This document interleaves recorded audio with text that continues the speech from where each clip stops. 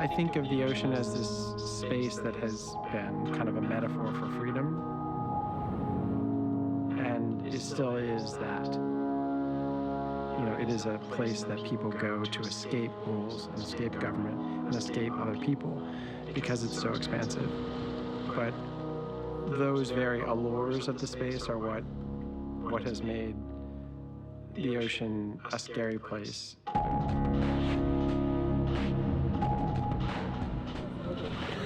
Don't take photos. Don't take photos. I put the camera down.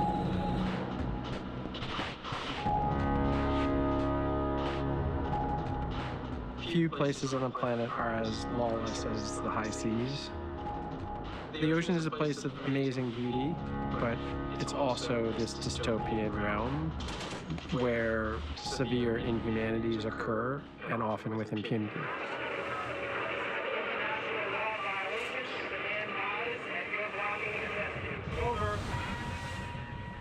What you realize when you're in that void or in that expanse is that most of that space is ungoverned and ungovernable.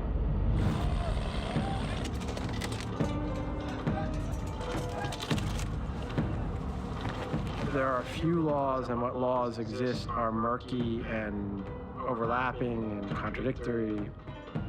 Laws are only as good as their enforcement, and the enforcement mechanisms for any of the laws are anemic at best.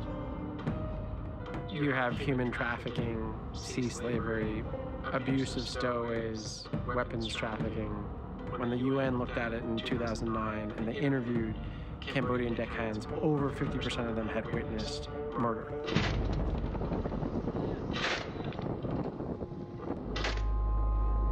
A lot of the forced labor that end up on these fishing boats are trafficked migrants and are very poor and easily taken advantage of. One mariner summed it up as, this line of work is like jail with a salary, except the salary is not guaranteed. We in the West would like to think that things are progressively getting better, and in many ways they are, but in this space, things are arguably getting worse. Over 99% of crimes that occur out there go unreported. And there's not a huge point in reporting them because it's never clear who would actually do anything with that information.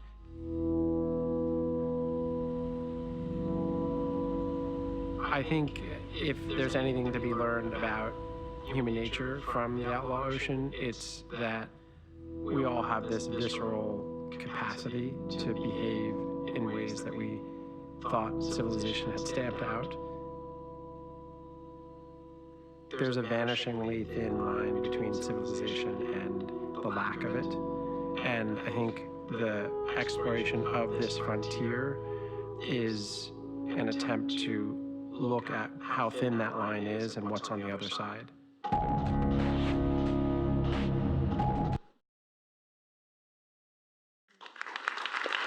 Ladies and gentlemen, please welcome back to the stage Pulitzer Prize-winning journalist, author, and National Geographic Explorer, Ian Urbina, with National Geographic's Chief Storytelling Officer, Kaitlin Yarnall.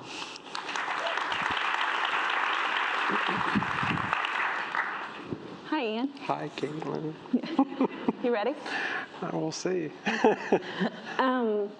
So I just want to do a show of hands, and I know it's dark in here. Who's had the privilege of reading Ian's book or a chunk of his book?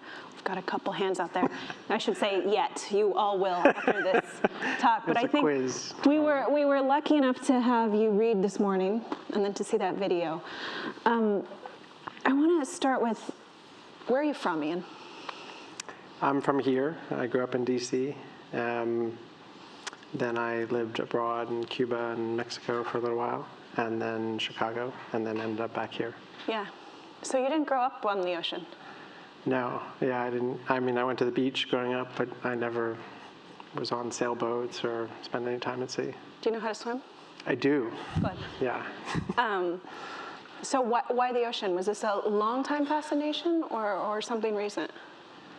So I mean, as a boy, I always, when I would look at the map of the world, I would always find myself looking at the blue, and especially the specks of land in the middle of the blue. So I always had this sort of, romantic curiosity about what's life like out there and who crosses that space, and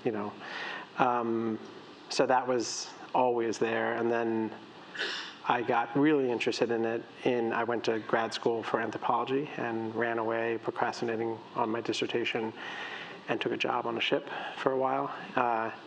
And the ship never left port, and so I was stuck in Singapore at a dock for a long time, and I found myself in the company of the diaspora transient tribe of people called seafarers, and I found them fascinating. Just the stories they had and the sort of culture that they lived in, and so when I left there, I thought I got to write something about them and that space that they operate in. Did you know you were a journalist then, or were you still a grad student? I was metamorphosing. I kind of knew I liked writing, and I kind of always wanted to be Jane Goodall. I wanted to go out and see amazing things. And I thought anthropology would do that, which it could have, but journalism drew me because it seemed more to fit my type A caffeinated, inclinations. So, so I always wanted to write and wanted to travel. Did you finish that PhD? I did not. Yeah. It's all right. You've done well. Yeah. You're going to be fine. In the book, one of the themes that jumped out to me the most, and you explicitly call it out, is this tragedy of the commons. That the oceans belong to everyone, yet they belong to no one. Right? And for those who haven't read, I'm wondering if you could just give a couple examples of how that plays out through the book.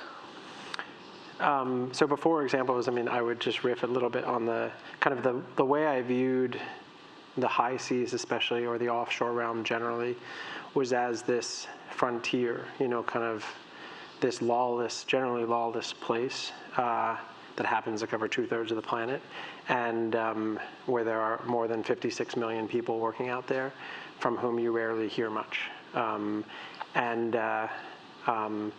Anthropologically, I kind of wanted to go into that space and chronicle their lives, their work, and the abuses that occur to the environment, to them. The sort of tragedy of the commons is a useful way to think about what's going on out there, in the sense that in every realm, both from intentional dumping, to extraction of mineral resources, to human rights abuses, murder, etc. So much of what happens is sort of allowed to occur with impunity because there really isn't any government that takes ownership of who should prosecute, investigate, etc. So almost every topic in the book has as its core theme, that a lack of enforcement. Often it's very clear that what happened. You saw footage of a murder caught on camera. It's hard to argue that that's self-defense. You can tell from that. But the real crime is that, to this day, even though we put that on the front page of the New York Times, no government has been willing to investigate. And we have, the pictures, the guys at the end of that scene, posed for selfies after they filmed it, and so anyway, the tragedy of the commons is that crimes occur with impunity out there. Do you think there's anywhere else like that on the planet? There are, as you well know, other commons. To some degree, I think the air around us is a common that for a long while has been viewed as a bottomless trash can where we could dump endless amounts of carbon for free. And now we're realizing, wait, that's actually a commons that we should do something about because it's going to fry us. So I think the atmosphere is certainly another commons. It's different. There aren't people operating as much, but it is a shared space that we now realize if we abuse to a certain degree, it's going to catch up with us. Obviously, the other commons often reference are the poles, and outer space. But I don't think there's any other realm on the planet that has this many people working out there, and for which the global economy is so dependent. 90% of what we consume comes by way of the high seas, and we all benefit from the lawless nature of that space because things can traverse it really efficiently without governments meddling. But at the same time, bad things happen out there as a result. Yeah. What's another theme that came through to you in the book that you just, discovered, either set out to write about or that pulled through? I mean, there were surprising, so as you know, the first 2 years of reporting occurred with the paper and then took 2 more years. And I intended to write a compilation of stories that established the diversity of crime. Most people thought of Somali piracy and the BP spill, when you would mention maritime crime, and I was like, oh, there's a huge amount of other things happening out there. Some, not all of it bad, but much of it extra legal. And so as I spent the time reporting, I found myself really taken with the psychological impacts of spending years on end in this space, and kind of what it does to people's psyche to be living in a place that sort of operates by its own laws of physics, and time is very different out there, and the relationships between people in that spaceship that you're in, called the ship, the vessel, are different. And so one of the themes was just sort of the power of silence and the power of isolation, and sort of the alternate form of solitary confinement that kind of lifestyle represents. Were you there long enough for it to affect you? Probably ask my family. They'll give you a more honest answer, but yeah, I think so. I mean, not as long as these guys, and it is mostly male world. They do tours of 15, 20, 24 months on end. I definitely felt, the effect. You even small things like if you are at sea, there's something called land sickness, right? And people get seasick and some people don't. I don't, but I get severely land sick, which is when I get back from sea, my pendulum can't readjust, and so I'll have what feels like bed spins even when I'm just sitting here. And sometimes it'll take weeks to get that to stop, and you get sick, you vomit, and just the whole notion that it can affect you that much, even in your very biology. Spending that long in small spaces with a lot of silence, and made it tough for me when I got back, just dealing with the pace of modern landlubber life, family responsibilities, devices, just felt really overwhelming. So those things affect you. So one of the things I loved about the book is, and for those who haven't read it, the book is a series of essays that each touch on a theme of the Outlaw Ocean. But I loved the characters in the book. I fell in love with several of them. I want to hear more about one of them. This is just selfish. Rebecca Gompertz, she's from Women on Waves, right? Do you want to tell the audience a little bit about Rebecca and what she does? Yeah, I mean, she's a great character in the sense that she's a woman in a very male world, a character who's doing things that, regardless of your stance on abortion, you can see that she's pursuing what she views as the right thing to do and helping people. A lot of actors out there doing purely nefarious things. And so she's a Dutch doctor, formerly of Greenpeace, who saw a need around the world to help young women, often usually young women and girls, who are in dire need of abortions in places where abortions are illegal and often quite dangerous. And so Women on Waves and Rebecca take a ship around to these countries, enter their national waters, often quietly enter port, and then plug into this sort of underground network of healthcare providers, OBG doctors, to find clients. And then they take these women and girls offshore out to international waters.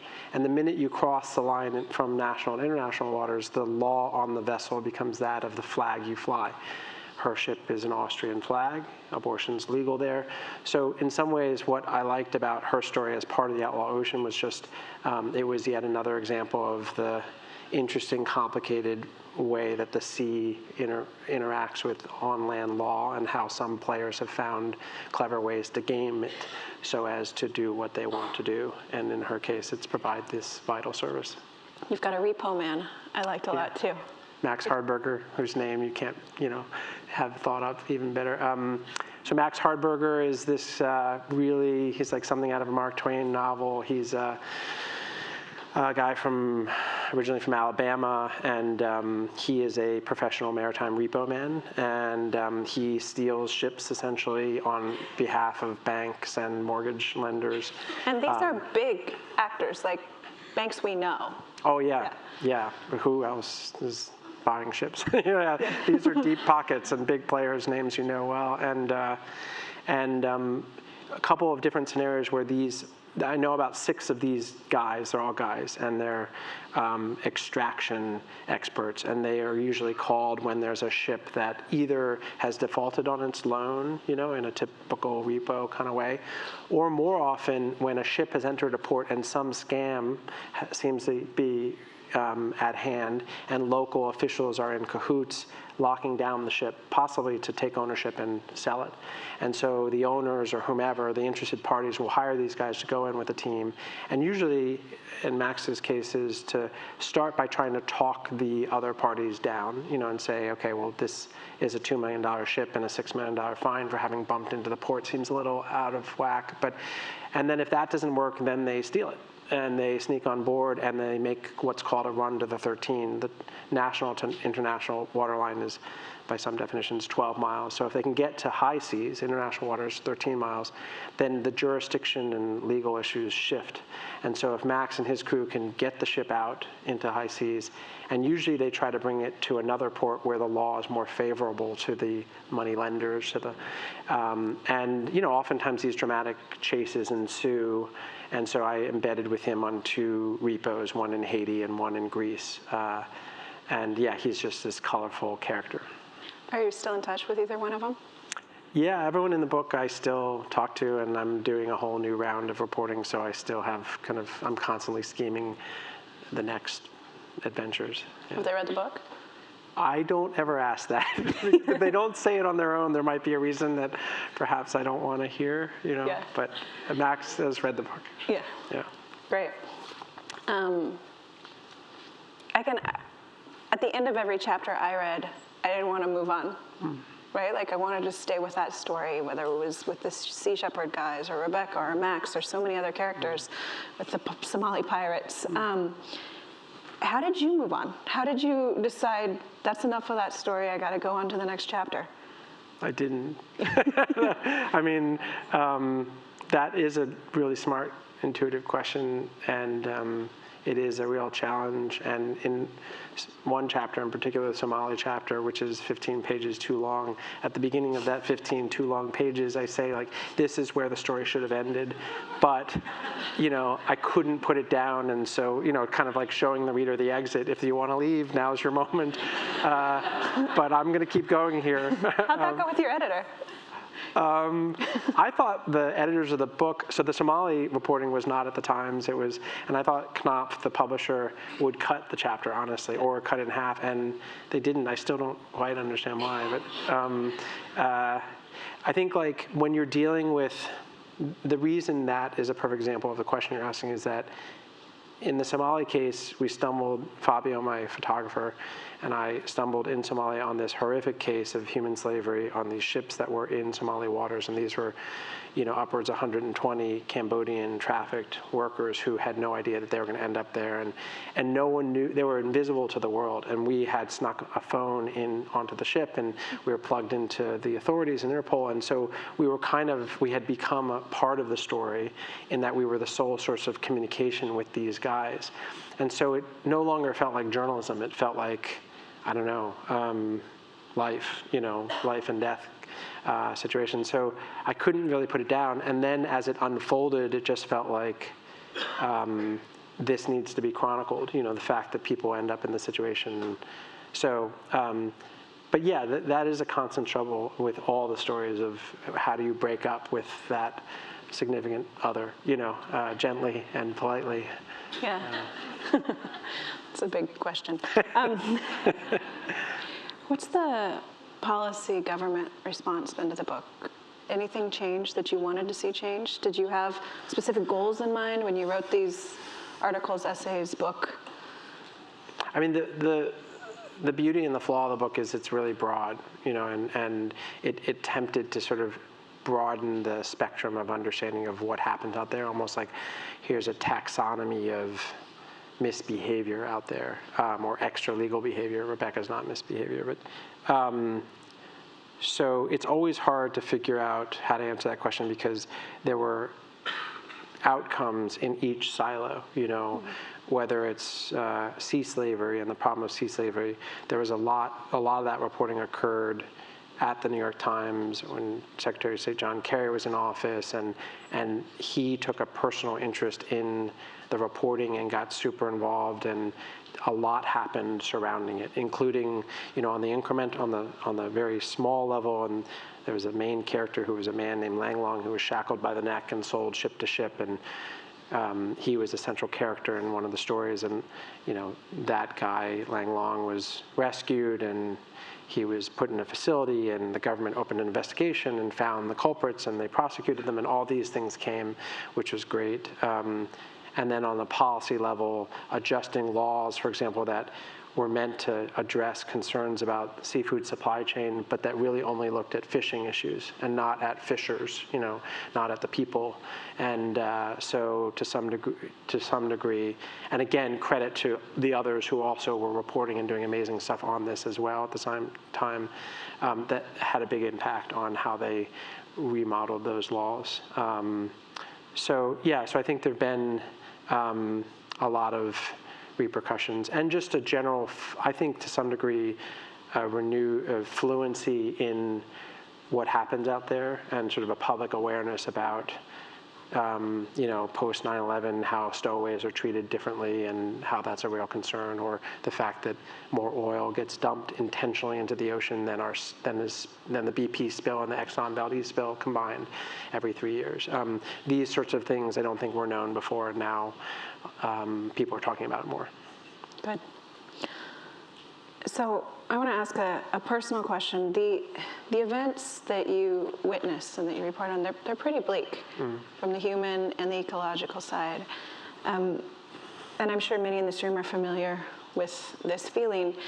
How did you keep going? You did this for how many years? 6 now. 6 years. Did you want to quit? Yes, especially after and during certain reporting trips. I think Somalia and the sea slavery reporting in Thailand and South China Sea, probably the most difficult ones, emotionally, physically, and especially the sea slavery reporting, it was extremely hard to get to these vessels. So it just took weeks upon weeks of waiting and negotiating and schmoozing and failed attempts to get out into the space and to find the right vessels where we could chronicle it. And so that is really exhausting. I learned a lot. I think photographers, and many are in the room, as a writer, I've learned more from photographers about being a good traveler than anyone else. I think they're the best in the world, and Nat Geo. Why? I think as different writers can bullshit. They can be a bit further back. Photographers can't fake it. They have to be right there, and so they really need to know how to.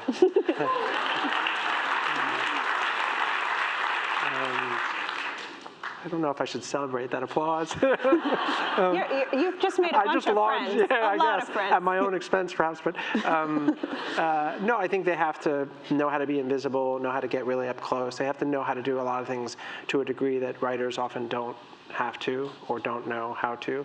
And so just learning how the good ones do that. And also they travel a lot more and faster, and they also carry a gear, and where I have a pen and a paper and so it's just like learning how they do all that is really helpful for me. I learned massive amounts from Fabio and other photographers, and also just sort of the self upkeep. You're not just keeping that lens because it's your only one, but you're also like making sure you don't get mono or get an infection. When you're on ships, you're going to be on a ship for a while. You can't afford to get super sick, and on the one hand you want to eating what they eat, whoever the they is. But on the other hand, you got to be really careful, because if you get sick and you're out for 5 weeks on a vessel, that's a big problem. So what'd you do to stay healthy?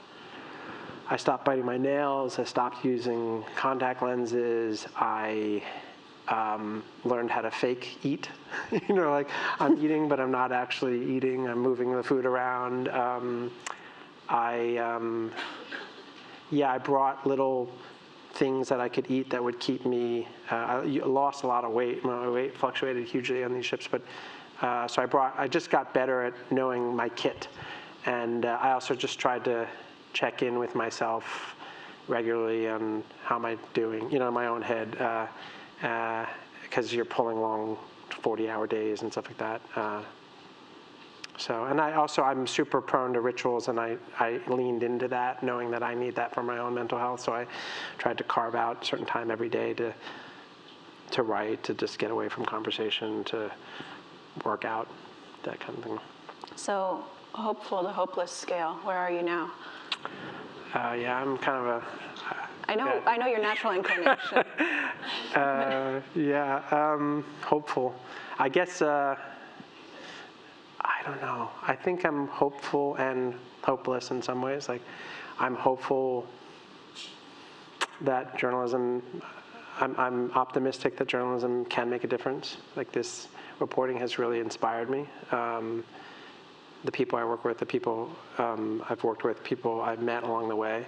I'm really inspired. A lot of it's really dark, but along the way I met a lot of amazing people who, even Lang Long, people whose ability to survive is really incredible. And, you're in the midst of a bunch of, 40 Cambodian deckhands, all of whom are essentially sea slaves. Either they've been kidnapped or they've been debt bonded onto that ship. And, their stories are deeply tragic. They're singing, they're joking, there's bravado, there's play. These sorts of things are really inspiring in really dark places. So I find that hopeful. The big questions are really bleak, climate change and human suffering questions. I'm pretty pessimistic about that stuff, but you don't have any other choice but to keep fighting them. Yeah. So you left the Times in the middle of this reporting after how many years on staff? 17. 17. So it's a big change. Yeah. What are you up to?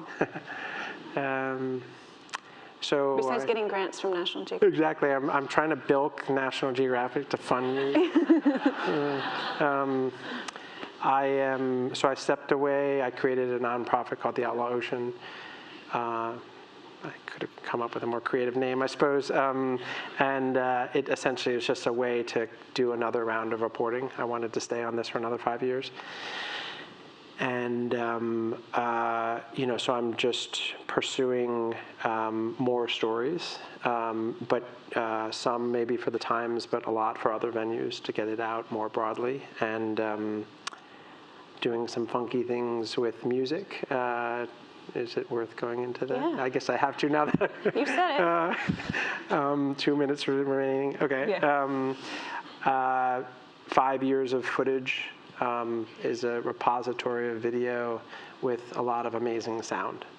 Machine gun fire in Somalia and chanting deckhands on the South China Sea and spinning winches and captains yelling at each other. So just really rich sound. So I thought, wouldn't it be cool to make an archive of sounds and then go to musicians of all different sorts around the world and give them the book and say, make music based on these stories, the emotions, and using to whatever degree you want these sounds.